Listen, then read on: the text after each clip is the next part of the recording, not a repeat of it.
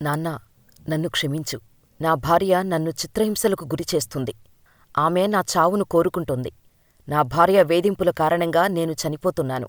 ఆమె వేధింపుల వల్లే చనిపోయానని నా శవపేటికపై రాయించండి అని లెటర్ రాసి, భార్య వేధింపులు తట్టుకోలేక కర్ణాటకలోని హుంబళ్ళికి చెందిన పీటర్ గొల్లపల్లి తన తండ్రికి లెటర్ రాసి, తన ఇంట్లోనే ఉరివేసుకొని ప్రాణాలు తీసుకున్నాడు. అసలు పీటర్ సూసైడ్ ఎందుకు చేసుకోవాల్సి వచ్చింది? పీటర్ రాసిన ఆ లెటర్లో భార్య గురించి ఏం చెప్పాడు? Watch the story. Bengaluru software ఉద్యోగి అతుల్ సుభాష్ సూసైడ్ ఘటన దేశవ్యాప్తంగా సంచలనం సృష్టించిన విషయం తెలిసిందే. భార్య వేధింపులు తట్టుకోలేక తాను ఆత్మహత్య చేసుకుంటున్నానని అతుల్ దాదాపు 40 పేజీల లేఖ రాసి ఆత్మహత్య చేసుకున్నాడు. ఆ తర్వాత అదే తరహాలో భార్య, మామ వేధిస్తున్నారని ఆరోపిస్తూ లేఖ రాసి బెంగళూరుకు చెందిన ఓ హెడ్ కానిస్టేబుల్ తిప్పన్న రైలు కింద పడి గత నెలలో ఆత్మహత్య చేసుకున్నాడు. ఆ తర్వాత సంవత్సరాల తరబడి భార్య, అత్తింటి వేధింపులు తట్టుకోలేక 59 నిమిషాల వీడియోని రికార్డు చేసి సూసైడ్ చేసుకున్నాడు. ఢిల్లీలోని బేకరీ యజమాని పునీత్ ఖురానా ఇప్పుడు కర్ణాటకలోని హుబ్బళ్ళిలో పీటర్ గొల్లపల్లి అనే వ్యక్తి భార్య వేధింపులు తట్టుకోలేక ఆత్మహత్య చేసుకున్నాడు. ఇక పూర్తి వివరాల్లోకి వెళితే, కర్ణాటక రాష్ట్రం హుబ్బళ్ళికి చెందిన పీటర్ గొల్లపల్లికి 2 ఏళ్ల క్రితం పింకీ అనే మహిళతో వివాహం జరిగింది. కొన్నాళ్లపాటు బాగానే సాగిన వారి వైవాహిక జీవితంలో ఒక్కసారిగా 3 నెలల నుంచి గొడవలు మొదలయ్యాయి. ఒకరంటే ఒకరికి గిట్టనంతగా ఇద్దరి మధ్య విభేదాలు తలెత్తాయి. దీంతో గొడవ జరిగిన వెంటనే పింకీ తల్లిదండ్రుల వద్దకు వెళ్లిపోయి అక్కడే ఉంటోంది. కలిసి ఉండలేనని విడాకులు కావాలంటూ పీటర్కు తెగేసి చెప్పేసింది. పింకీ దూరమైంది అని బాధలో ఉన్న పీటర్ భార్య వేధింపులతో మెంటల్గా కూడా అప్సెట్ అయ్యాడు. సరిగ్గా ఉద్యోగం చేయలేకపోయాడు. దీంతో ఉద్యోగం నుంచి పీటర్ను తీసేశారు.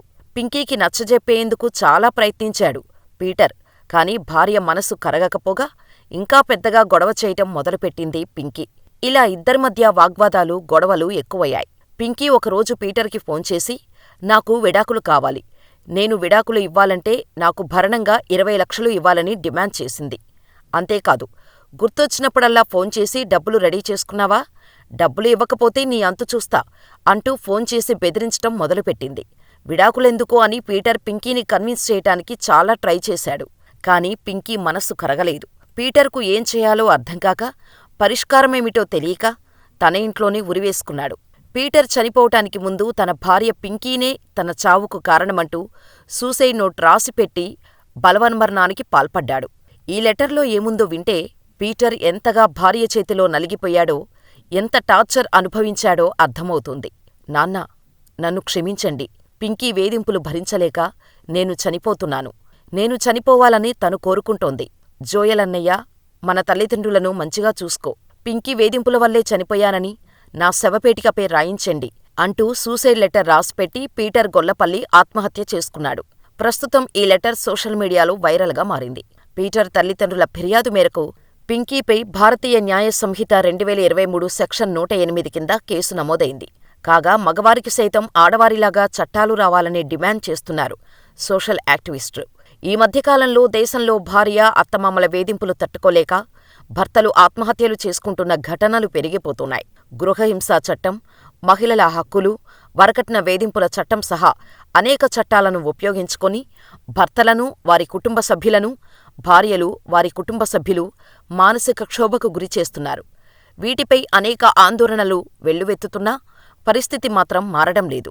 ఒకప్పుడు అత్తమామలు, భర్త, ఆడపడుచులు కారణంగా అత్తవారింటికి వచ్చిన కొత్త కోడళ్ళు మానసిక, శారీరక వేధింపులకు గురయ్యేవారు.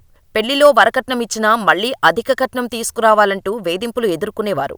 భర్తలు వారిపై తీవ్రంగా దాడి చేస్తుండటంతో పెద్ద ఎత్తున ఉద్యమాలు వచ్చి వరకట్న నిషేధ చట్టం, గృహహింస నిరోధక చట్టం వంటివి వచ్చాయి. కాని ఇప్పుడు పరిస్థితులు మారిపోయాయి. ఎంతగా అంటే, గతంలో ఓ ఇంగ్లీష్ ప్రొఫెసర్, నా భార్య నన్ను కొడుతుంది, ఆమె నుంచి నాతో పాటు నా తల్లిదండ్రులకు ప్రాణహాని ఉంది, నన్ను కాపాడండి అంటూ ఓ భర్త హైదరాబాదులో పోలీస్ స్టేషన్కు వెళ్లి ఒంటిపై గాయాలను చూపుతూ మీడియా ఎదుట తన ఆవేదనను వ్యక్తం చేశాడంటే సమాజంలో భర్తల పరిస్థితి ఎలా ఉందో అర్థం చేసుకోవచ్చు. గతంలో మహిళల రక్షణ కోసం తెచ్చిన చట్టాలను ఇప్పుడు కొందరు మహిళలు తప్పుగా వాడుకోవటం మొదలుపెట్టారు. దీంతో ఆ చట్టాలు ఇప్పుడు భర్తకు మృత్యువుగా మారుతున్నాయి. చాలామంది భార్యలు ఆ చట్టాలను ఆసరాగా చేసుకొని మగవారిని టార్గెట్ చేస్తూ వేధిస్తున్నారు. అంతేనా, ఆ చట్టాలను చూసుకొని మగవారిని గృహహింసకు గురిచేస్తూ, భర్తలను వేధిస్తూ, ఆత్మహత్య చేసుకునేలా పురికొల్పుతున్నారు. ఇటీవల పెరిగిపోతున్న ఆత్మహత్యలే ఇందుకు ఉదాహరణ అని సోషల్ యాక్టివిస్టులు చెబుతున్నారు.